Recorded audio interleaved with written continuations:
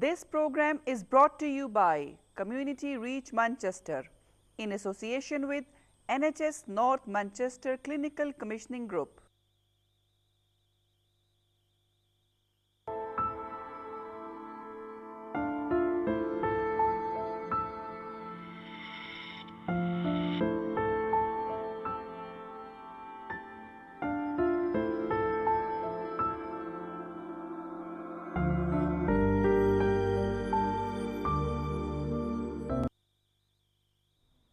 अस्सलाम वालेकुम नाज़रीन, आपकी होस्ट आसिया और आपके लिए प्रोग्राम जनाब लेकर हाजिर हुई हूँ हेल्थ आवर।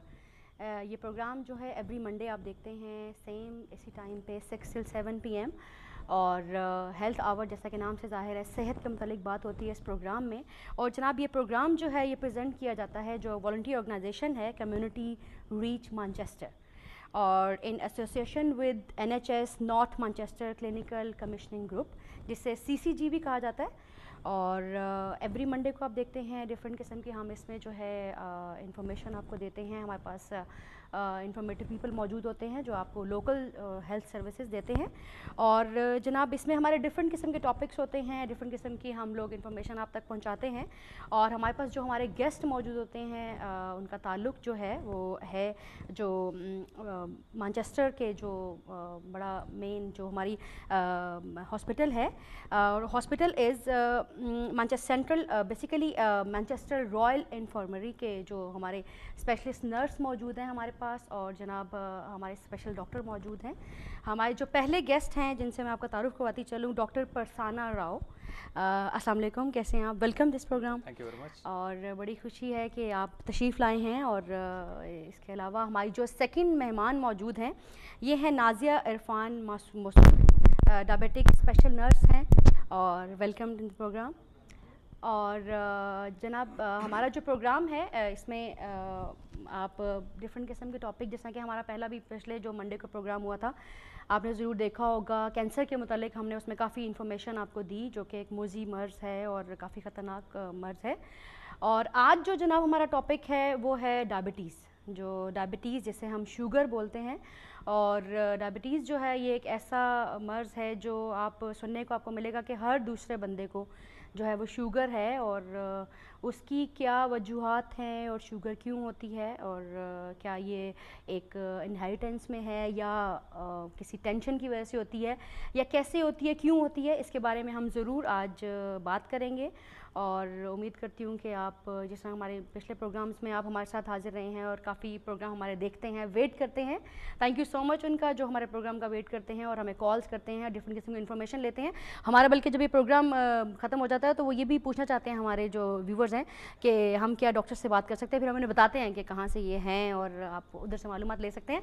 तो बाद जहाँ पहला हमारा क्वेश्चन जो है डॉक्टर परसाना आपसे करूँगी मैं कि एक्चुअली जो शुगर है ये है क्या और कितनी कॉमन है ये डायबिटीज़ आजकल बहुत कॉमन है। और अगर आप मैनचेस्टर में देखिए तो अबाउट 6% मैनचेस्टर का पॉपुलेशन को डायबिटीज़ है और ये बढ़ता जा रहा है। और अब अगर 10 साल के बाद का स्टैटिस्टिक्स लेंगे तो तभी 9% 10% तक हो सकता है। तो डायबिटीज़ बढ़ता जा रहा है पॉपुलेशन में और ख़ासकर साउथ एशियंस में वो बहुत ज़्यादा है, almost double the rate in Caucasian population. तो ये साउथ एशियन पे बहुत ज़्यादा है। ये साउथ एशियंस जो UK में बसे हुए हैं और साउथ एशियंस जो साउथ एशिया में भी हैं दोनों तरफ ये बढ़ता जा रहा है डायबिटीज़। और ये शायद आजकल का लाइफस्टाइल के ऊपर डिपेंड होता है और जेनेटिक्स में और जो हम खाते पीते रहते हैं और एक्टिविटी ये सब यानी साउथ एशियन जहाँ पे भी मौजूद है उनकी बीमारी जो है उनकी जो रूटीन है उनकी वही सेम ही है। आप क्या कहते हैं नाजिया इसके बारे में, शुगर के बारे में? आई थिंक जो डॉक्टर साहब ने कहा है वो सही है कि लाइफस्टाइल जो है डेफिनेटली वो बहुत ज़्यादा डायबिटीज़ को बढ़ाने में रिस्पॉन्सिबल है। क्योंकि एक तो हम लोगों का चलना फिरना या एक्सरसाइज की कमी होना, सही ग़िज़ा नहीं खाना, खाने पीने में ख़ास तौर से रेडीमेड खाना मिलना, मैकडॉनल्ड या बर्गर किंग, तो ये सब चीज़ें जो हैं इनसे जाहिर सी बात है खाना सेहतमंद नहीं है जिसकी वजह से वज़न बढ़ रहा है और डायबिटीज़ के भी चांसेस बढ़ रहे हैं। सही। यानी ये डिपेंड नहीं करता कि मतलब बूढ़े हों या बच्चे हों या जवान हों, खाने का लाइफस्टाइल चेंज नहीं करेंगे तो ये किसी को भी हो सकती है। लेकिन उम्र बढ़ते बढ़ते बढ़ते डायबिटीज़ का इंसिडेंस भी ज़्यादा होता जाता है। तो अगर हम 70 साल का आदमी को देखें तो उनमें 20% लोग डायबिटीज़ रहते हैं उसमें। तो जैसे एज बढ़ता जाता है तो डायबिटीज़ का रिस्क भी बढ़ता जाता है, और जो हम खाते पीते रहते हैं और एक्टिविटी रहता है वो सब डायबिटीज़ में इन्फ्लुएंस करता है। सही। अच्छा, तो सिम्टम्स इसकी क्या है डायबिटिक्स की? पहले बहुत सारे लोगों को कोई भी सिम्टम नहीं रहेगा, तो उनको पता ही नहीं है कि उनको डायबिटीज़ है। बिल्कुल ऐसा ही है। अगर टेस्ट नहीं किया तो उनको पता नहीं चलेगा। पता चलेगा तब उनको कोई कॉम्प्लिकेशन होगा, हार्ट अटैक या स्ट्रोक या कोई और बीमारी आता है ना, तो तभी टेस्ट करते वक्त पता चलता है। सो बहुत से ज़्यादा लोग ऐसे हैं जिनको कोई सिम्टम नहीं रहेगा, तो उसमें फैमिली हिस्ट्री रहेगा या तो कोई और बीमारी के लिए अस्पताल जब जाते हैं ना तो तभी डायबिटीज़ का टेस्ट करेंगे तो पता चलता है कि उनको डायबिटीज़ है। लेकिन अगर शुगर, ब्लड में शुगर लेवल बढ़ता जाता है, बहुत ज़्यादा लेवल तक बढ़ता जाता है, तो वो शुगर छोटे पेशाब में निकलता है और तभी तो सिम्टम्स होना चालू होता है। तो इन्फेक्शन हो सकता है, थ्रश हो सकता है, नहीं तो बहुत प्यास बढ़ने लगता है, बहुत पानी पीते हैं और हर वक्त छोटे पेशाब के लिए जाते रहते हैं। तो ऐसे सिम्टम्स दो थर्स्ट और यूरिनेशन का सिम्टम क्वाइट कॉमनली डिस्क्राइब्ड है डायबिटीज़ में, बट ये उतना कॉमन नहीं है जितना लोग समझते हैं। तो बहुत सारे लोगों को कोई सिम्टम नहीं रहेगा। तो सही, अक्सर कहने को पता चलता है ना हम लोगों को कि अक्सर सुनने को मिला है, क्योंकि मेरी फैमिली में भी रहा है शुगर का, तो अक्सर होता है कि बहुत ज़्यादा यूरिन आना और थोड़ा टांगों में, पिंडली में दर्द होना और इस तरह से ये जो है। अच्छा, तो आप क्या कहती हैं इसके बारे में कि जी, जो सिम्टम्स है उसमें वही कि बहुत ज़्यादा यूरिन के लिए जाना, वो भी ख़ास तौर से रात को सोते वक्त, कि नींद में भी डिस्टर्बेंस होना, वज़न का कम होना, ज़ख्मों का जल्दी नहीं हील अप होना, क्योंकि शुगर बहुत ज़्यादा है ब्लड में, जिसकी वजह से जितने भी जरासीम हैं वो उस ब्लड में उनके लिए एक अच्छा इन्वायरमेंट है, तो इस वजह से ज़ख्म बहुत देर से भरते हैं। लेकिन जैसे डॉक्टर साहब ने कहा कि ज़्यादातर ऐसा होता है कि पता नहीं चलता कि शुगर है, लेकिन कभी किसी और मर्ज़ की वजह से हॉस्पिटल में एडमिट होते हैं या A&E गए फ़र्ज़ करिए हार्ट अटैक से, और ब्लड टेस्ट किए गए तो उसमें पता चला शुगर भी डायग्नोज हो गई। तो ये सिम्टम्स ज़्यादातर कॉमन इतने नहीं होते हैं, लेकिन जब होते हैं तो increase thirst, weight loss, urination, वो भी नाइट टाइम पे, यानी वही जख्म का जल्दी ना भरना और दर्द, या फिर आपको बहुत ज़्यादा यूरिन आना, नज़र का कमज़ोर होना, ये भी हो सकता है। नज़र का कमज़ोर होना, बिल्कुल सही, क्योंकि आहिस्ता आहिस्ता आपके जिस्म के ऊपर अफेक्ट करती जाती है ना। तो यानी इसकी शुगर की टाइप्स क्या हैं? शुगर कितनी टाइप्स की है? तो कॉमनली जो डिस्क्राइब करते हैं कि 2 टाइप का है, तो एक टाइप 1 और एक टाइप 2। टाइप 1 डायबिटीज़ में बॉडी में पैंक्रियास एक ऑर्गन है पेट में जो रहता है, तो वो वेरी इंपॉर्टेंट ऑर्गन है। उसका 2 टाइप का फंक्शन है, एक हार्मोन्स प्रोड्यूस करना है, वो इंसुलिन और ग्लूकागॉन, 2 इंपॉर्टेंट हार्मोन्स, और दूसरा फंक्शन वो डाइजेस्टिव जूसेस जो खाते पीते रहे ना, उसको डाइजेशन के लिए एंजाइम्स चाहिए, तो वो पैंक्रियास तैयार करता है। तो इन टाइप 1 डायबिटीज़ में वो हार्मोन्स प्रोडक्शन बंद करता है, वो इंसुलिन हार्मोन प्रोडक्शन स्टॉप हो जाती है। तो बंदे को ऐसा होता है कि उसमें ब्लड शुगर कंट्रोल करने के लिए तो इंसुलिन नहीं रहता है, तो ब्लड शुगर चढ़ता जाता है, ऊपर चढ़ता जाता है। तभी डॉक्टर्स आपको कहते भी हैं ना कि आपको इंसुलिन लगाएं जब आपको शुगर बहुत ज़्यादा बढ़ा हुआ होता है। तो टाइप 1 के लिए कोई और इलाज नहीं है, सिर्फ इंसुलिन, क्योंकि उनके पैंक्रियास में कोई इंसुलिन बचा नहीं, वो पैंक्रियास इंसुलिन नहीं तैयार करता है, तो उनको सिर्फ एक ही इलाज है, वो इंसुलिन है। टाइप 1 यानी टाइप 1 इज शुगर बहुत ज़्यादा जब आपकी हाई हो तो बहुत हाई हो सकता है अगर इंसुलिन नहीं लिया तो, और जान को भी खतरा भी हो सकता है इसमें। टाइप 2 एक अलग किस्म का तकलीफ है। उसमें पैंक्रियास इंसुलिन पहले इंसुलिन बहुत ज़्यादा प्रोड्यूस करता है, इंसुलिन कंटिन्यूसली प्रोड्यूस करता रहता है, लेकिन वो इंसुलिन काम अच्छी तरह से नहीं करता है, तो वो बंदे का जिस्म इंसुलिन के लिए रेसिस्टेंट होता है, तो जो भी इंसुलिन है वो ठीक से काम नहीं करता है। तो इसके वजह से टाइप 2 डायबिटीज़ पेशेंट को बिना इंसुलिन के ट्रीटमेंट हो सकता है थोड़े टाइम के लिए। सही, उनको टैबलेट्स लेना पड़ता है और डाइटिंग करना पड़ता है, लाइफस्टाइल चेंजेस करना पड़ता है, ये सब टाइप 2 डायबिटीज़ का इलाज है। सही सही, यानी ओबियसली आपको अपने लाइफस्टाइल में चेंज लाना है और ओबियसली जैसा आपका जीपी आपको मशवरा देता है आपको ऐसा करना है। और जो हमारी जो टाइप 2 है इसमें, यानी टाइप 1 में तो हमने इंसुलिन हमने यूज़ कर ली तो उसकी वजह से हमारा शुगर लेवल मतलब बेहतर रहता है, तो जो टाइप 2 है उसके बारे में आप क्या कहती हो कि क्या हमें करना चाहिए जब हमें बिल्कुल इंसुलिन भी असर ना करे? तो देखिए टाइप 2 जो है जब शुरुआत होती है टाइप 2 की, तो उसमें जो सबसे ज़रूरी चीज़ होती है वो है वज़न कम करना, खाने पीने का हिसाब किताब सही होना, परहेज़दार खाना खाना। लेकिन एक टाइम पे ऐसा आ जाता है कि जब हेल्दी लाइफस्टाइल असर नहीं करता है शुगर को कंट्रोल करने में, तो उस वक्त दवाइयाँ या गोलियों का इस्तेमाल शुरू किया जाता है।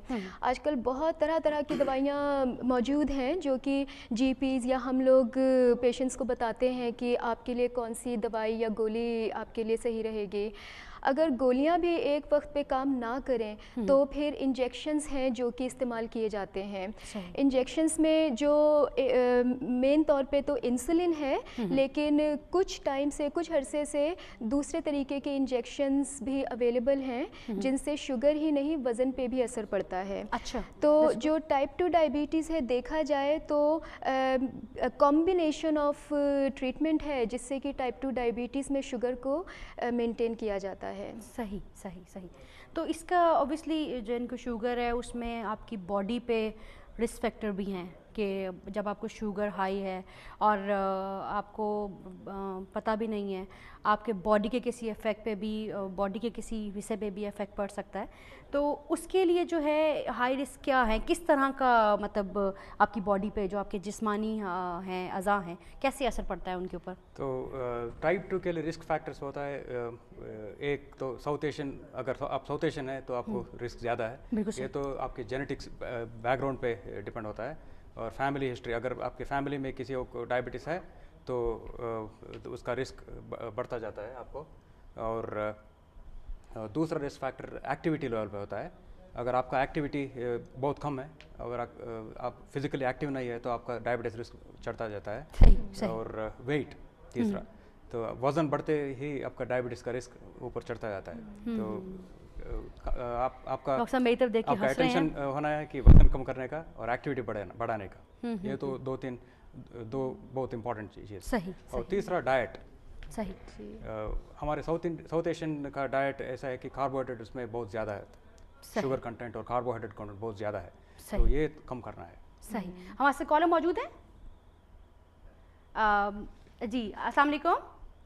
अस्सलाम वालेकुम। वालेकुम अस्सलाम। मैं ईस्ट लंदन से बोल रहा हूँ। जी जी, थोड़ा सा ज़रा आवाज़ तो अपना आप ज़रा थोड़ा सा लाउड बोलिएगा, क्या कहना चाहते हैं, क्या पूछना चाहते हैं? मैं ईस्ट लंदन से बोल रहा हूँ। जी जी।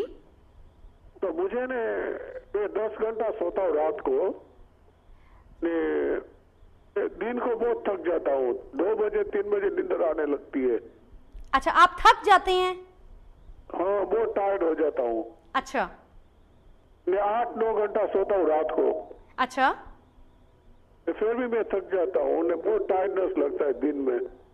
तो आपने पता नहीं, ब्लड टेस्ट कराया है। ओके। ब्लड टेस्ट में कुछ प्रॉब्लम नहीं है बोलते हैं। कुछ प्रॉब्लम नजर नहीं आया ब्लड टेस्ट में? हाँ, ब्लड टेस्ट में नहीं आ रहा है। अच्छा, दैट्स वेरी गुड। अगर आपके ब्लड टेस्ट में नहीं आया, आपका जीपी आपको बेहतर बता सकता है। बट क्या कहते हैं, कहते हैं मैं टायर्ड हो जाता हूँ। तो आपको डायबिटीज है? नहीं, ब्लड में कुछ नहीं आया ऐसा। तो टायर्ड हो जाते हैं, तो यानी वो मतलब उनका कहने का ये जो मेरी थकावट है ये इससे रिलेटेड तो नहीं है शुगर से? अगर शुगर बहुत ज्यादा है किसी को तो उससे थकावट हो सकता है, और शुगर बहुत कम है इससे भी थकावट हो सकता है। शुगर तो एक रेंज में होना चाहिए, बहुत ज़्यादा शुगर भी अच्छा नहीं, बहुत कम शुगर भी अच्छा नहीं। सही। लेकिन अगर डायबिटीज़ नहीं है तो इसका थकावट का रीज़न कोई और रहेगा, और रीज़न है कुछ, यानी नींद भी आपकी पूरी हुई है, जैसे कि वो कह रहे थे नींद भी पूरी हो रही है, और ब्लड में आपका नहीं आया। दैट्स वेरी गुड कि आपके ब्लड रिपोर्ट में नहीं आया, क्योंकि जैसे ही आपको शुगर होता है आप यूरिन या ब्लड टेस्ट करवाएं तो फ़ौरन से आ जाता है। तो जनाब हमारे साथ दूसरे कॉलर में मौजूद है। जी अस्सलाम वालेकुम। हेलो। अस्सलाम वालेकुम। वालेकुम अस्सलाम। जी कौन बात कर रहे हैं और क्या पूछना चाहते हैं? जी मैं सरफराज बोल रहा हूँ। जी जी। हेलो। जी जी, आप बोलिए, आप प्रोग्राम में हैं, बात कीजिए। हाँ जी जी, मेरा वेट 110 kg है। ओके। तो मेरी फैमिली में शुगर भी है। तो मैंने अपना शुगर टेस्ट करवाया तो वो 6.3 आया है खाने के बगैर। तो उसके बाद भी चेक करवाया। जी। अच्छा, आपने फास्टिंग में करवाया या रैंडम में करवाया है? फास्टिंग में करवाया है। फास्टिंग में करवाया। अच्छा, 6.3 वाली। फास्टिंग में अगर 6.3 है तो वेट भी ओवर वेट हूँ मैं, लेकिन एक्सरसाइज ये है कि ये करता हूँ मैं। तो मेरे लिए क्या है कि मुझे क्या करना चाहिए, क्योंकि मेरी फैमिली में मेरे मॉम डैड को भी है, ग्रैंडफादर को भी था, ग्रैंडमदर को भी था। मुझे क्या करना चाहिए इसके लिए? ओके, ठीक है, आप फोन बंद कीजिए, आप सुनिएगा। असल में तो अगर फैमिली हिस्ट्री डायबिटीज है उसको, फैमिली हिस्ट्री में डायबिटीज है और साउथ एशियन है, तो 2 इंपॉर्टेंट रिस्क फैक्टर्स है उसमें, और उनका खुद का ब्लड शुगर फास्टिंग में 6.3 है। तो ये अभी डायबिटीज नहीं है, लेकिन डायबिटीज के तरफ जा रहे हैं। तो इनको प्री डायबिटीज बोलते हैं। सही। या तो हाई रिस्क फॉर डायबिटीज बोलते हैं। सही। तो अभी उनका एक मौका है उनको, तो अपने लाइफस्टाइल में कोई बदलाव ला के, या तो डाइटिंग, एक्सरसाइज, ये सब करके तो फास्टिंग का थोड़ा नीचे कराना है। 6 से नीचे रहना है फास्टिंग। अच्छा, फास्टिंग में यही मैं आपसे पूछने लगी थी कि फास्टिंग में हमारा कितना होना चाहिए वैसे?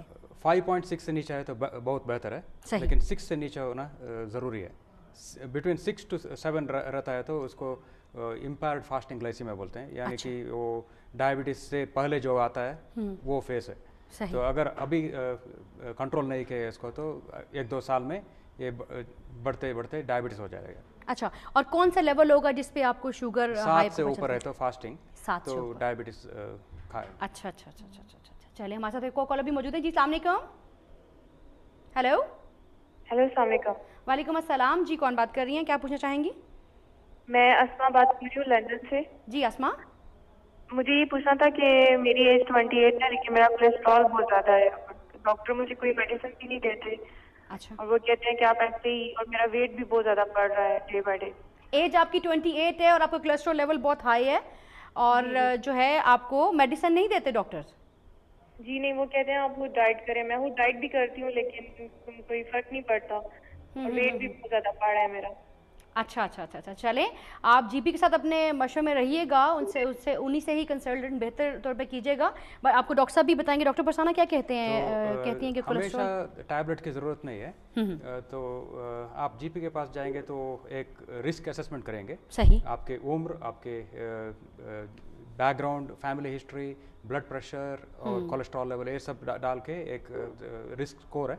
वो स्कोर में से आपको कितना खतरा है ये पता करेंगे, और अगर खतरा ज़्यादा है तो फिर टैबलेट चालू करेंगे, नहीं तो टैबलेट लेने की ज़रूरत नहीं है। लाइफस्टाइल मेजर्स, एक्सरसाइज, डाइटिंग ये पहले करना है। सही। तो शुगर में ये ब्लड प्रेशर और कोलेस्ट्रॉल का बड़ा है किरदार है, इसके बारे में क्या कहती हैं आप? देखिए, अगर शुगर बढ़ी रही तो कोलेस्ट्रॉल पे भी असर पड़ता है, ब्लड प्रेशर पे भी असर पड़ेगा, क्योंकि किडनियों से रिलेटेड है ब्लड प्रेशर। तो शुगर बढ़ी रहती है, किडनियों को ज़्यादा काम करना पड़ता है, किडनियों पे प्रेशर ज़्यादा पड़ता है, तो उस हिसाब से ब्लड प्रेशर पे भी असर पड़ता है। तो जो मेन चीज़ है वो यही है कि ख़ास तौर से जब जल्दी उम्र में डायबिटीज़ हो जाए, कि 25 साल के, जैसे हम लोग साउथ एशियन पे 25 साल की उम्र से डायबिटीज़ होने का ख़तरा ज़्यादा रहता है। तो मेन चीज़ है कि भाई आप वज़न अपना कंट्रोल में रखें, सेहत अपनी, खाने पीने में परहेज़ रखें। दूसरी बात, ख़ास तौर से यंग औरतों में जेस्टेशनल डायबिटीज़ होती है, जो कि हो सकती है, और साउथ एशियंस में जेस्टेशनल डायबिटीज़ जो है उसका रिस्क फैक्टर ज़्यादा है। और जेस्टेशनल डायबिटीज़ है जिसमें जो डायबिटीज़ है वो प्रेगनेंसी के दौरान रहती है, और प्रेगनेंसी के बाद डायबिटीज़ ज़्यादातर ख़त्म हो जाती है, लेकिन वो रिस्क फैक्टर आगे आने वाले टाइम पे बहुत ज़्यादा बढ़ जाता है। और वो रिस्क फैक्टर तब भी बढ़ जाता है अगर या तो फैमिली हिस्ट्री हो, या फिर वज़न नहीं कंट्रोल किया जाए। तो लाइफस्टाइल चेंजेस बहुत ज़रूरी हैं। सही, बड़ी इंपॉर्टेंट बात आपने की है। मेरे अपने घर की बात है, मेरी बहन को प्रेगनेंसी जब उनकी हुई है तो उनको हो गई थी, बट उस वक्त डॉक्टर एट दैट टाइम कह रहे थे कि ये ठीक हो जाएगी, बट उनकी उस वक्त फॉर द टाइम बिंग ठीक होगी, लेकिन जब वो सेकेंड टाइम प्रेग्नेंट हुई हैं तो वो शुगर उनको फिर फिर से उनको आती हो चुका था उनको, यानी शुगर का ये तो- वाकई से तो जो जेस्टेशनल डायबिटीज़ रहते हैं ना, उनको एक ऐसे वार्निंग है कि लाइफ में अगर वो अच्छी एक्सरसाइज लाइफ और डाइटिंग नहीं किए तो 50% ऐसे लोग रहते हैं ना जिनको जेस्टेशनल डायबिटीज़ हुआ था पहले, उनको टाइप 2 डायबिटीज़ हो जाएगा बाद में। सही। तो ये हाई रिस्क है। तो जो प्रेगनेंसी में जो हार्मोन्स रहता है वो डायबिटीज़ को बाहर लेके आता है। सही। तो it's like a warning for them for future. सही। अच्छा डॉक्टर परसाना, ये जो हमने अभी जिक्र किया है साउथ एशियंस में बहुत ज़्यादा है ये, इसकी वजह क्या है और इससे बचा किस तरह से जाए? वैसे तो हमारे तो बात इस पे ही हो रही है, बट साउथ एशियन में ही ऐसा क्यों है? तो एक तो जेनेटिक बैकग्राउंड है हमारा साउथ एशियन का।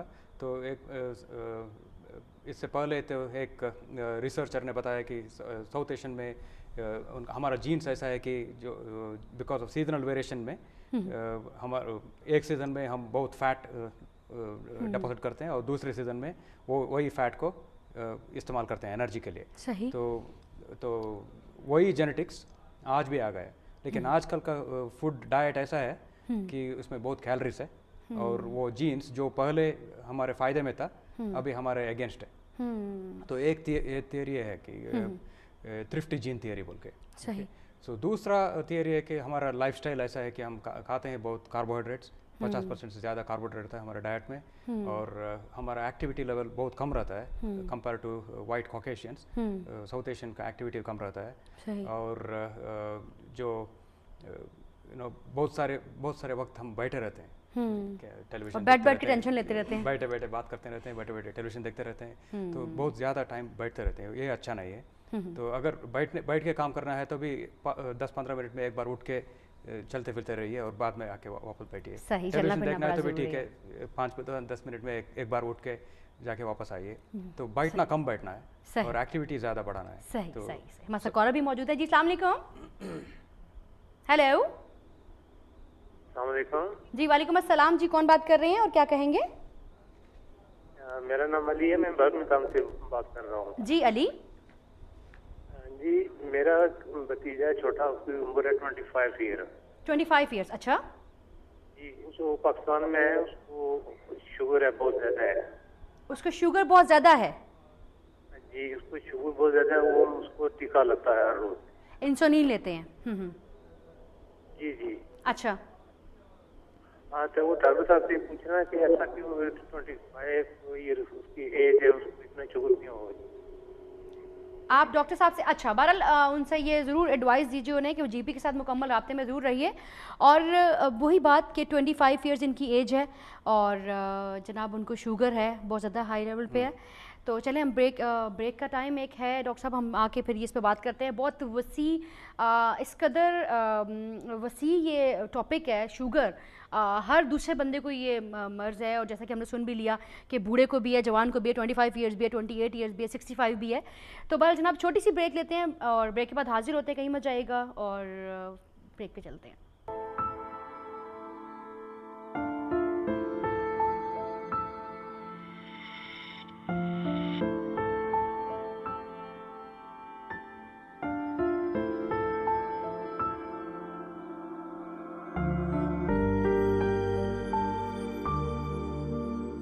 This program is brought to you by Community Reach Manchester in association with NHS North Manchester Clinical Commissioning Group.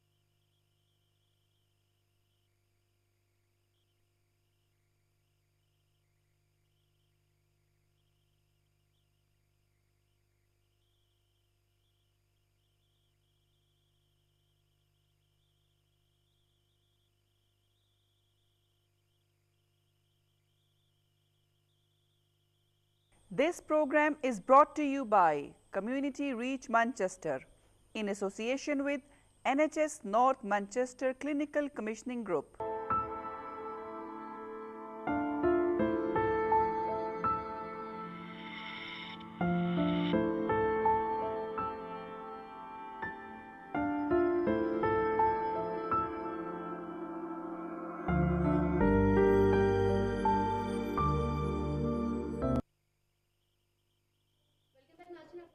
देख रहे हैं हेल्थ आवर और मैं आपकी होस्ट आसिया मौजूद हूँ आपके साथ। और अभी हम ब्रेक से पहले भी हमारा जो आज का टॉपिक है जिस पे हम डिस्कशन कर रहे हैं और हमारे साथ स्पेशलिस्ट बैठे हुए हैं, डॉक्टर परसाना और नाजिया मौजूद हैं और बात हो रही है हमारी डायबिटीज़ पे, शुगर के हवाले से बात हो रही है। शुगर क्यों होती है, कैसे होती है और उसकी क्या वजूहात हैं और किस तरह से शुगर को है जो हम कंट्रोल कर सकते हैं। अच्छा, अभी जो है मैं यही आपसे पूछना चाह रही थी कि हमारे जो है पहले तो हमारा जो ब्रेक से पहले जो हमारा एक थे हमारे वीवर थे, उन्होंने पूछा कि 25 इयर्स उनकी एज है उनके भांजे की और उनको शुगर है बहुत ज़्यादा और वो इंसुलिन भी यूज़ कर रहे हैं, तो उसके लिए क्या किया जाए? आई मीन ऐसा क्यों है? उनका कहना असल में ये था कि वो 25 इयर्स के हैं, जवान हैं और उनको ऐसा ये क्यों है, तो क्या कहते हैं इसके मुतालिक आप?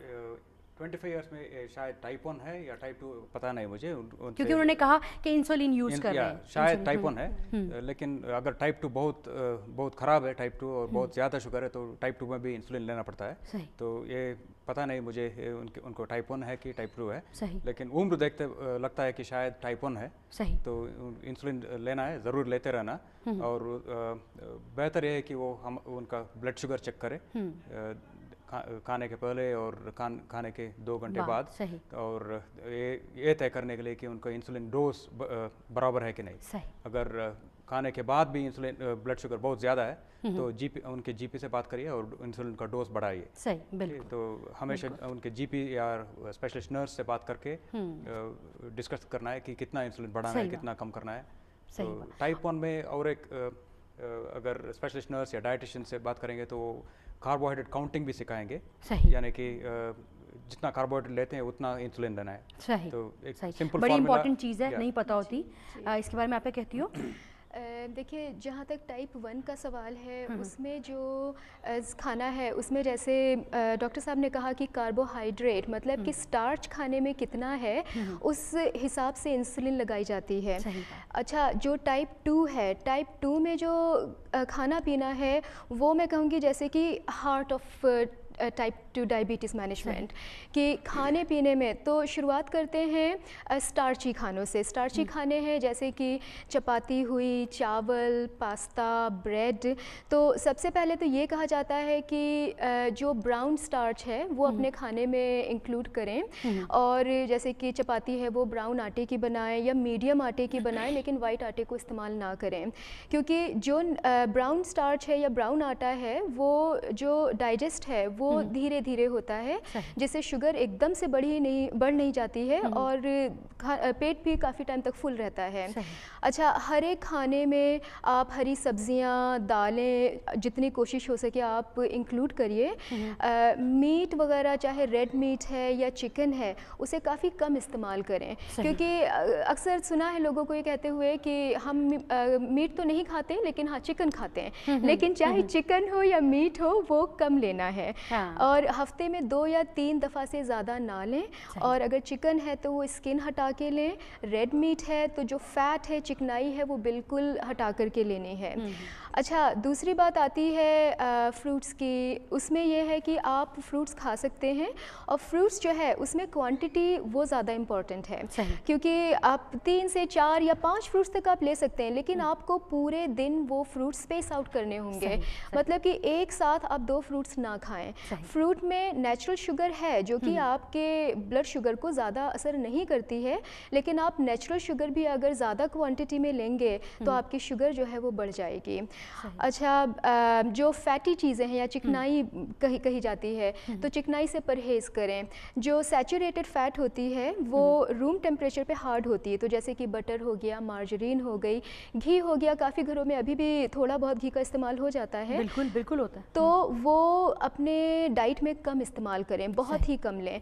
कभी है बटर तो बटर या मार्जरीन बहुत ही हल्की सी लेयर लगाएं और अपने टोस्ट से लेयर हटा दें। अच्छा, जो अनसैचुरेटेड फ़ैट है वो बेहतर फ़ैट है, उसमें ओमेगा 3 पाया जाता है। और अनसैचुरेटेड फ़ैट के जो एग्जांपल्स हैं उसमें ऑलिव ऑयल या फिर जैतून का ऑयल है या फिर रेप सीड ऑयल है, लेकिन वो भी कम क्वांटिटी में लें। वो एक अच्छी तरीके का ऑयल है लेकिन कम लीजिए। ऐसा ना हो कि करी बन रही है उसमें ढेर सारा ऑयल डाला क्योंकि वो जैतून का तेल है, लेकिन ज़्यादा अमाउंट ऑफ ऑयल भी अच्छा नहीं है। हाँ, वो भी हम लोग जो जैतून का तेल यूज़ करते हैं वो ब्लेंडेड है। जी, ब्लेंडेड ब्लेंडेड है, लेकिन फिर वो भी इस्तेमाल आपको कम करना है क्योंकि ज़्यादा लेंगे तो फिर प्रॉब्लम होगी। बिल्कुल नाज़िया, इतनी अच्छी इन्फॉर्मेशन आपने दी है। और ये इन्फॉर्मेशन वो है जो हमें डॉक्टर जब जाएंगे उसके बाद तो डॉक्टर हमें देगा, उस वक्त हम कोई तो सुन लेते हैं और बस इस वक्त शुगर ज़्यादा हम सुन लें, लेकिन जब हम घर वापस आते हैं तो चीज़ें सारी मौजूद होनी चाहिए। और बाकी डाइट पे कंट्रोल सबसे बड़ा चीज़ है। मुझे देख के आपको लग रहा होगा। बहरहाल एक हमारे साथ कॉलर भी मौजूद है। जी, अस्सलाम वालेकुम। वालेकुम सलाम जी, क्या पूछना चाहेंगे? जी, मुझे एक एलर्जी है, साइनोटाइसिस की प्रॉब्लम है। तो डॉक्टर ने मुझे एलर्जी टेस्ट भी किया तो उन्होंने कहा कि आपको जो है नॉन एलर्जिक नॉन इन्फेक्टेड पर्नल राइनोटाइटिस कोई वो है। तो वो कह रहे हैं उसका कोई इलाज नहीं है। तो मैंने सिर्फ डॉक्टर साहब से पूछना है कि इसका वाकई में कोई इलाज नहीं है या कुछ हो सकता है।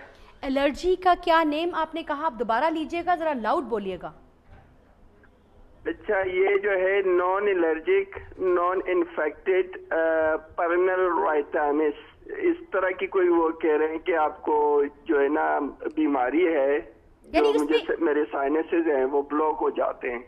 तो वो जो है ना उसकी वजह से वो कह रहे हैं कि इसका कोई क्यूर नहीं है, इसका कोई इलाज नहीं है। अच्छा,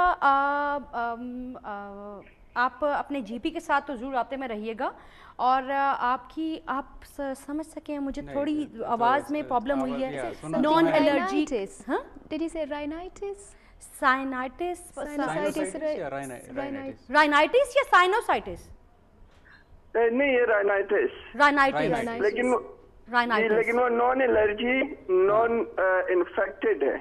नॉन एलर्जी नॉन इन्फेक्टेड है, तो इससे मुतालिक तो एलर्जी नहीं है और इन्फेक्शन नहीं है। हाँ। तो किसी को वैसोमोटर राइनाइटिस भी होता है, तो टेम्परेचर में फ़र्क होता है, तो उनको नाक से पानी निकलना पड़ता है या ब्लॉक नोज से ऐसे रहता है। तो इसके खास क्यूर नहीं है। सही। तो जीपी से बात करिए तो हाँ, सिम्टोमेटिक रिलीफ मिल सकता है कि जब भी तकलीफ है तभी इलाज देंगे तो वो कम हो जाएगा। सही। लेकिन ये डायबिटीज़ के इसका कोई कनेक्शन नहीं है, ये किसी को भी हो सकता है। सही, डायबिटीज से सब कनेक्शन है। अच्छा, एक चीज़ डॉक्टर परसाना मैं आपसे पूछूंगी कि हमारा जो शुगर है, जब एक दफ़ा ये डायग्नोज हो जाती है तो इसको मैनेज कैसे किया जाए, इसके लिए क्या करना चाहिए? आप मंथली चेकअप हो या कैसे 6 मंथ्स के बाद हो, क्या इसके लिए किया जाए? अगर एक बार डायबिटीज़ डायग्नोस हुआ तो ये हमारे साथ लाइफ टाइम के लिए रहेगा ये डायग्नोसिस। तो इसको हम बहुत केयरफुली मैनेज करना है। और हर साल कुछ टेस्ट जीपी के यहाँ या हमारे कंसल्टेंट के क्लिनिक के यहाँ जाके करवाना है। तो उसमें एक एवरेज ब्लड शुगर का टेस्ट करना है, तो उसको HbA1c करते हैं। तो ये तकरीबन 3 महीने का एवरेज ऐसे मैसेज देता है। तो एक HbA1c का टेस्ट और दूसरा एक छोटा पेशाब का टेस्ट, उसमें देखना है कि प्रोटीन है कि नहीं। सही। अगर उसमें प्रोटीन है इसका मतलब ये है कि शायद किडनी को कुछ डैमेज हुआ है। ओके। और तीसरा ब्लड प्रेशर देखना है कि ब्लड प्रेशर भी कंट्रोल में रहना है। हर डायबिटीज़ को ब्लड प्रेशर बहुत अच्छी तरह से कंट्रोल में रहना है। और चौथा वेट में कंट्रोल रखना पड़ता है, और वेट हो सके तो वेट नीचे भी करने से फ़ायदा है। सही। और हर साल रेटिनल स्क्रीनिंग है।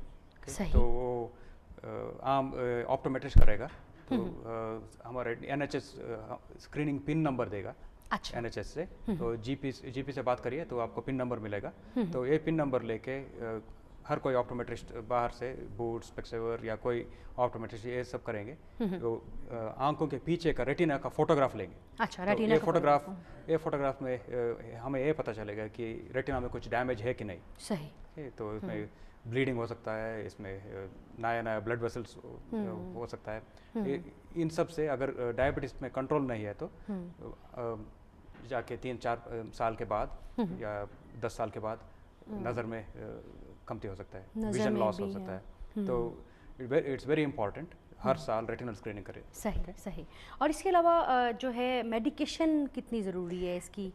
दवाई हमारे कुछ होते हैं ना, हमारे अक्सर मुझे देखने को मिला है कि वो कहते हैं कि अब हो गई है शुगर, अब क्या करें। तो अब कभी ले ली दवाई, कभी नहीं ली। जब शुगर ज़्यादा फील हुई, कहते हैं ना, जब ज़्यादा यूरिन की प्रॉब्लम फील हुई, ज़्यादा दर्द हुआ, तो उस वक्त ले ली दवाइयाँ। तो ये वाकई हमारी ये इन्फॉर्मेशन हमें इतनी नहीं है ना, तो ये लोग करते हैं। तो कितना ज़रूरी है, हम बताना चाहते हैं। ये तो बहुत ज़रूरी है कि जब दवाई प्रिस्क्राइब की गई है तो दवाइयाँ लेनी बहुत ज़रूरी हैं। अगर दवाइयाँ नहीं लेंगे तो फिर परेशानी होगी। ज़्यादातर ऐसा होता है कि लोग ये कहते हैं कि हमें कोई सिम्टम्स तो होते नहीं, हम दवाई क्यों लें। लेकिन डायबिटीज़ एक ऐसी डिज़ीज़ है कि अभी एकदम से नहीं पता चल रहा है, लेकिन आने वाले टाइम पे ज़्यादा शुगर होने की वजह से आपकी बॉडी में बहुत डैमेज हो जाता है। इसलिए दवाई को लेना बहुत ज़रूरी है। और काफ़ी मर्तबा ऐसा होता है कि हम कहते हैं कि मसलन सुबह एक गोली सुबह, एक गोली शाम को। लोग कभी एक गोली सुबह ले ली, कभी एक दिन नहीं ली। बिल्कुल ऐसा होता है। तो कोशिश ये करनी चाहिए कि जो दवाई बताई गई है उस हिसाब से दवाई ली जाए, नहीं तो नुकसान अपनी बॉडी को ही है। बिल्कुल सही बात, बिल्कुल ऐसा ही है। और आप जब आप फील कर रहे हैं कि जनाब नहीं, आप बिल्कुल ठीक हैं और आप दवाई नहीं ले रहे, बट अल्टीमेटली वो आपके जिस्म को आहिस्ता आहिस्ता नुकसान दे रही है। और कोई भी आपके जिस्म का हिस्सा डैमेज करती है, दांतों पे भी काफ़ी असर पड़ता है इसका, ना? गम्स में भी प्रॉब्लम होता है, गम्स में भी प्रॉब्लम हो जाता है।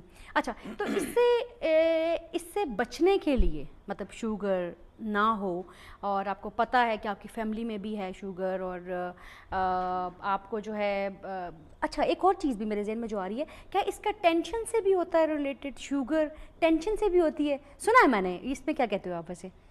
सिर्फ टेंशन से नहीं होता है, लेकिन सिर्फ टेंशन से नहीं होती? नहीं, ऐसे नहीं। लेकिन अगर टेंशन है तो उसके साथ में कोई और तकलीफ भी रहेगा। अच्छा, तो सही। और वो तकलीफ से उनका लाइफस्टाइल में थोड़ा फ़र्क तो पड़ेगा। तो शायद ये सब ऐसे एडेड इफेक्ट हो जाएगा और उसके वजह से डायबिटीज़ आ सकता है। अच्छा, तो स्ट्रेस, इसको बीमारी, स्ट्रेस, इन सब से थोड़ा तो इन्फ्लुएंस है, लेकिन सिर्फ टेंशन से किसी को डायबिटीज़ नहीं आएगा। अच्छा, डायबिटीज़ नहीं होता। अच्छा, इसका क्योर कैसे किया जाए इसको? इसका क्योर तो नहीं है। एक बार डायबिटीज़ हो गई, चाहे वो टाइप 1 हो चाहे टाइप 2 हो, फ़िलहाल रिसर्च स्टडीज़ चल रही हैं, लेकिन क्योर अभी तक नहीं है। इसको मैनेज करना पड़ता है। अच्छा, जब एक बार डायबिटीज़ हो गई तो जैसी शुगर है उस हिसाब से जो ट्रीटमेंट बताया जा रहा है, और मेन चीज़ लाइफस्टाइल, इन चीज़ों को बहुत ही अच्छी तरीके से फॉलो करना चाहिए। सही बात है। जैसे आप अब एक शुगर पेशेंट है, अगर वो अपना प्रॉपर एक चार्ट नहीं बनाएगा, जैसे आपने बताया फास्टिंग, रैंडम, सिर्फ वही एक बंदा जिसको शुगर है और उसका जीपी बेहतर बता सकता है। क्योंकि अक्सर मेरी अपनी फैमिली में भी रही है, तो प्रॉपर एक चार्ट बनाया जाता था, और मैं खुद बनाती होती थी, अम्मी का चार्ट बनाती होती थी कि इस वक्त आपकी, आज आपकी इस टाइम पे 8 o'clock आपने खाना खाया, इस वक्त आपकी कितनी है। फिर रैंडम में चेक होती थी। वाकई ये बड़ा ज़रूरी है, लेकिन अगर हम ऐसा नहीं करेंगे तो ऑब्वियसली फ़र्क तो पड़ेगा। तो प्रिवेंट कैसे किया जाए इसको? तो डायबिटीज़ प्रिवेंशन एक अच्छी बात है। तो इसके पहले हमें हमारा रिस्क कितना है ये पहचानना है। तो NHS के वेबसाइट में, अगर जिसके इंटरनेट एक्सेस है, NHS के वेबसाइट में जा सकते हैं और खुद का डायबिटीज़ रिस्क स्कोरिंग कर सकते हैं। सही। ओके, तो वेरी गुड। उसमें वो स्कोरिंग में वो पूछेंगे आपका उम्र कितना है, आपका एथनिसिटी क्या है, आपको ब्लड प्रेशर है कि नहीं, आप कुछ इलाज ले रहे हैं कि नहीं, आप कहाँ रहते हैं, ये सब 10-15 क्वेश्चंस है। उसका जवाब देना है, और हर जवाब का कुछ मार्क रहता है, और टोटल करके वो बताएगा कि आपका रिस्क लो है, मीडियम रिस्क है, हाई रिस्क है। तो हाई रिस्क है तो आपको ये ध्यान में रखना है कि आपको, अगर आप कुछ नहीं करेंगे तो 2-3 साल में शायद आपको डायबिटीज़ आ जाएगा। तो इनको, ये ग्रुप तो शायद प्री डायबिटीज़ ग्रुप है, तो इनको बहुत ख्याल रखना पड़ता है अपना खुद का डाइट का और खुद का एक्टिविटी का। तो शायद एक्सरसाइज ज़्यादा करें और डाइट में कार्बोहाइड्रेट्स, फैट कंटेंट कम करें, कार्बोहाइड्रेट कंटेंट 50% से ज़्यादा नहीं रहना चाहिए, 50% से कम रहेगा तो बेहतर है। और फैट कंटेंट 30% से ज़्यादा नहीं रहना चाहिए, 30% से कम रहे तो बेहतर है। तो एक्सरसाइज करिए हर दिन, एटलीस्ट 30 मिनट्स का मॉडरेट इंटेंसिटी एक्सरसाइज करिए। तो ऐसे एक्टिविटी में इन्वॉल्व रहेगा तो रिस्क कम हो जाएगा। बिल्कुल सही। और अगर आपका स्कोरिंग में आपको ऐसा ये पता चला कि आपका रिस्क हाई है, तो शायद आप जीपी से बात करिए, तो उनको वो शायद जिम का प्रिस्क्रिप्शन देंगे, जिम जाने का। अगर आप खुद नहीं जा सकते हैं तो जीपी से बात करिए, तो वो दे सकते हैं प्रिस्क्रिप्शन जिम जाने का। और वो 2-3 ब्लड टेस्ट कर सकते हैं, सही, देखने के लिए कि आपका ब्लड शुगर कितना है, सही। ओके। और फास्टिंग और HbA1c ये 2 टेस्ट करके देखेंगे कि आपका अभी कहाँ है, आप रिस्क स्कोर में डायबिटीज़ के बहुत करीब है या बहुत दूर है। सही। अगर बहुत करीब है तो आपका लाइफस्टाइल से कोई फ़र्क नहीं पड़ा तो वो टैबलेट दे सकते हैं, आप वेट लॉस के लिए टैबलेट दे सकते हैं, वेट लॉस के लिए आपका मदद कर सकते हैं। सही। और मेटफॉर्मिन ऐसे टैबलेट्स भी दे सकते हैं, सही। Pre diabetes. अच्छा नाज़िया, हमारे अक्सर ऐसा है ना कि पेरेंट्स को जब है तो वो कहते हैं कि डॉक्टर्स कहते हैं कि जब पेरेंट्स में हो तो इनहेरिटेंस में हो तो आती है आपके अंदर। तो जो माँ बाप हैं जिनको हुई हुई है, वो आगे अपने बच्चों को बचाने के लिए क्या कुछ थोड़ा बहुत चेंजेस ला सकते हैं आजकल के हवाले से, जो करंटली फूड बाहर का हर जगह पर लिया जा रहा है और कुछ भी देखे बगैर खाया जा रहा है, कोई पता नहीं है फैट क्या है, 30% आप कह रहे थे, तो ये तो कुछ जानता ही नहीं है ना जब तक आप जीपी के पास ना जाएं। तो कैसे मतलब किया जाए? देखिए, जो रिस्क फैक्टर्स हैं उसमें अगर माँ बाप को डायबिटीज़ है तो बच्चों को रिस्क फैक्टर बढ़ तो जाता है, लेकिन उसे डिले किया जा सकता है या उसे रिस्क फैक्टर बिल्कुल कम किया जा सकता है। वहीं वज़न अपना कम रखें, खाने पीने में बहुत परहेज़ करें। और खाने पीने में वही बात आती है कि फ़ैट को कम लें, कार्बोहाइड्रेट जो कि स्टार्च है वो स्मॉलर पोर्शंस आपकी डाइट में होना ज़रूरी है। हर खाने में, चाहे वो नाश्ता, दोपहर का खाना, शाम का खाना, स्टार्च या कार्बोहाइड्रेट होना चाहिए, लेकिन कम हो और बेटर हो, जो ब्राउन स्टार्च है वो हो। हेल्दी लाइफस्टाइल, ज़्यादा घर में बना हुआ खाना हो वो बेहतर है। प्रोसेस्ड फूड, टिन्ड, ये सब चीज़ें ज़्यादा ना लें तो वो बेहतर है। बाहर से टेक अवेज़, क्योंकि आजकल तो देखा गया है क्योंकि फ़ास्ट लाइफ है, लोगों के पास टाइम है नहीं, और थोड़ा सा टेस्ट भी कि बाहर टेक अवे ले लिया या बाहर खाया गया, तो वो भी कम करें क्योंकि वो बहुत ज़्यादा हाई कैलोरी फूड है, तो उससे वज़न बढ़ने का ख़तरा रहता है और रिस्क फैक्टर्स बढ़ते हैं। सही, सही। अच्छा, एक चीज़ जो हमारे एशियंस में हमारे लिए बड़ी इम्पॉर्टेंट है, हमारे जो हम जब रोज़े आते हैं, हमारा जो रमज़ान का पूरा एक महीना है, आपको 30 दिन पूरे रोज़ा रखना है और एक स्पेसिफिक टाइमिंग है, मॉर्निंग से इवनिंग तक आपको भूखा रहना है। तो अक्सर इसमें देखने को आता है कि जो शुगर पेशेंट है उनके लिए काफ़ी मुश्किल मरला होता है, और स्पेशली जो बूढ़े लोग हैं, ये हमारी एक बहुत बड़ी इबादत है, तो उसको छोड़ना तो हम लोग समझते हैं कुफर है, हम कर रहे हैं, अगर रोज़ा छोड़ रहे हैं तो हम कुफर कर रहे हैं। तो इसके लिए क्या आप कहेंगे कि उसमें क्या किया जाए, क्योंकि शुगर लो हुई नहीं, आपने कुछ खाया नहीं तो आप बेहोश हो गए, तो उसके लिए क्या किया जाए? आप उसके लिए क्या एडवाइस करते हो कि जिनको शुगर है वो रमज़ान में रोज़े किस तरह से रख सकते हैं? तो सबसे पहले आप जीपी से बात करिए, रोज़े के पहले बिल्कुल, तो जीपी से मशवरा करना ज़रूरी है। मशवरा करके आपका जो इलाज है उसमें थोड़ा फ़र्क, जो भी फ़र्क लाना पड़ता है वो करवाइए। तो ब्रेकफास्ट के टाइम और शाम के इफ्तार के टाइम जो ट्रीटमेंट लेना है तो ये 2 टाइम पे लेना है, इंसुलिन लेना है तो ये 2 टाइम पे लेना है, टैबलेट्स भी ये 2 ही टाइम पे लेना है। और अगर दिन में कहीं हाइपोग्लाइसीमिया हुआ तो रोज़ा तोड़ना ही पड़ता है, नहीं तो आपको जान को भी खतरा हो सकता है। बिल्कुल सही बात है, क्योंकि शुगर लो हुई नहीं तो आपको जान का खतरा होता है। कॉलर भी हमारे साथ आ गए जी, अस्सलाम वालेकुम। वालेकुम अस्सलाम जी, कौन बात कर रहे हैं और क्या पूछना चाहेंगे? मैं बिलावल हुसैन बात कर रहा हूँ। जी जी बोलिए। पैरिस से। जी जी बोलिए। पूछना डॉक्टर साहब से कि मोटापा कैसे कम किया जाए? मोटापा कैसे कम किया जाए? अच्छा, बहुत शुक्रिया। मुझे भी ये पूछना है वैसे, मोटापा कैसे कम किया जाए। उसके लिए क्या कहते हैं आपके, वही हम बताएंगे कि आपकी 30 मिनट की वॉक बड़ी ज़रूरी है, और आप अपने लाइफस्टाइल में, अपने खाने पीने में चेंजेस लाएं, जो कि लाना बड़ा ज़रूरी है, उसके अलावा तो गुजारा नहीं है। अच्छा, तो हम बात कर रहे थे फास्टिंग के हवाले से कि हम जब रोज़ा रखते हैं तो उसमें जो क्या होता है, तो या रोज़ा तो हाइपोग्लाइसीमिया हुआ तो रोज़ा तो ब्रेक करना, नहीं तो जान को खतरा हो सकता है। और जो भी इंसुलिन लेते हैं तो दिन में दो बार, जो जब भी खाते हैं तभी लेना है। तो short acting, long acting insulin तो कभी भी ले सकते हैं, उसमें तो कोई प्रॉब्लम नहीं है, लेकिन इतना टाइट कंट्रोल नहीं होना चाहिए रमज़ान के टाइम में।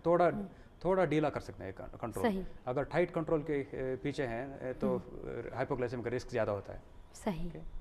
यानी आप अपने, जैसा अक्सर देखने को मिलता है कि आप अगर सहरी में आप थोड़ा बहुत इतना खा लें कि आपकी शुगर लेवल डाउन ना हो, अप रहे तो चलो फाइन चलता है, लेकिन वो वही बात कि जीपी आपको बेहतर बता सकता है आपका लेवल कितना हाई है, उसको आपको बेहतर। क्या कहती हैं आप नाज़िया?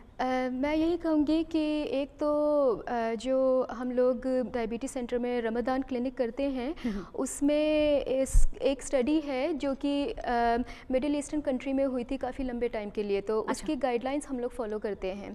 तो उसमें ब्लड शुगर लेवल अगर ज़्यादा होता है, जो कि HbA1c है, वो जो ज़्यादा होता है, तो हम लोगों को बताते हैं कि आपके लिए रमज़ान में रोज़े रखना ठीक नहीं है। और ये जो स्टडी हुई थी इसमें इस्लामिक स्कॉलर्स भी मौजूद थे, वो भी शामिल किए गए थे। तो सबसे बड़ी बात, जैसे डॉक्टर साहब ने भी कहा है कि अपने GP से या डायबिटीज़ सेंटर में अगर आप रजिस्टर्ड हैं तो रमज़ान से पहले अपॉइंटमेंट्स ज़रूर लें, पूरा हेल्थ चेकअप कराएँ और देखें कि रोज़े रखना ठीक भी है कि नहीं, कहीं रोज़े रखने से उनकी सेहत पे गलत असर तो नहीं हो रहा है।